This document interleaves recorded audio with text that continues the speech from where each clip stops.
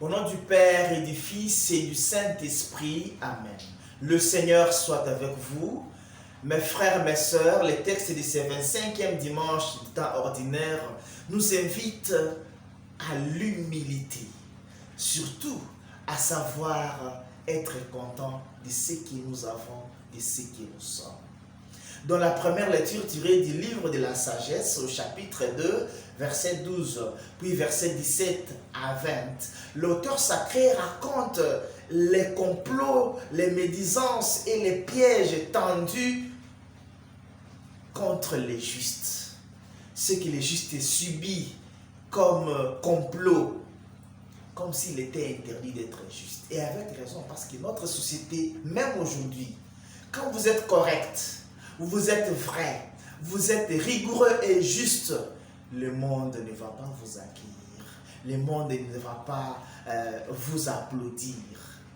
Vous serez victime de médisances, vous serez victime des critiques acerbes, vous serez victime des pièges.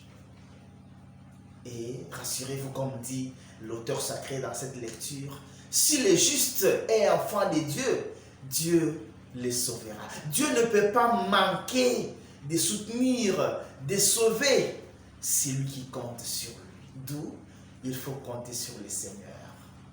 Dans la deuxième lecture tirée de la lettre de Jacques, au chapitre 3, verset 16, jusqu'au chapitre 4, verset 3, Jacques se pose la question, mais pourquoi il y a des guerres entre nous? Pourquoi tant de rivalités? Pourquoi beaucoup de conflits entre nous? Tout ça, c'est à cause des désirs de la chair. Nous désirons faire des choses et quand nous échouons, nous détestons ceux qui ont réussi. Dieu ne nous a pas envoyé mes brebis sur terre. Dieu a donné à chacun et chacune de nous des dons particuliers, des charismes particuliers. Mais c'est question de savoir mettre à l'œuvre les dons que nous avons reçus de Dieu. Chacun a un charisme, chacun peut faire quelque chose. Mais nous échouons, nous envions les autres parce que nous voulons être comme les autres. Alors que nous ne sommes pas eux. Que le Seigneur nous aide à savoir mettre à l'œuvre les potentialités, les capacités, les dons que nous avons. Et savoir nous réjouir de ce que nous sommes, de ce que nous avons.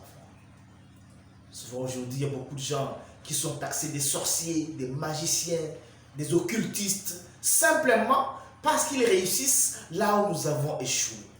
Simplement parce qu'ils font quelque chose qui nous dépasse nous. Même Jésus, on l'a taxé d'opérer des miracles par la force des Belzéboul. Simplement parce que ces prédateurs n'étaient pas capables de faire ce qu'il était en train de faire.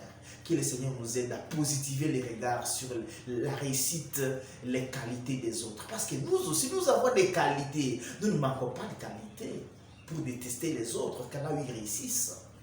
Et dans la lecture de l'évangile tirée de Marc 3, versets 30 à 37, dans les camps des apôtres, ils disputent qui est le plus grand. Même chez les apôtres, le goût de grandeur, la lutte pour la grandeur, qui continue jusqu'à aujourd'hui. Jésus donne un enseignement sur l'humilité, savoir être humble. C'est en s'humiliant qu'on peut devenir grand, savoir s'abaisser pour être élevé. Que Dieu nous aide à être humble. Bon dimanche à toutes et à tous. Que Dieu vous bénisse, le Père, le Fils et le Saint-Esprit. Amen.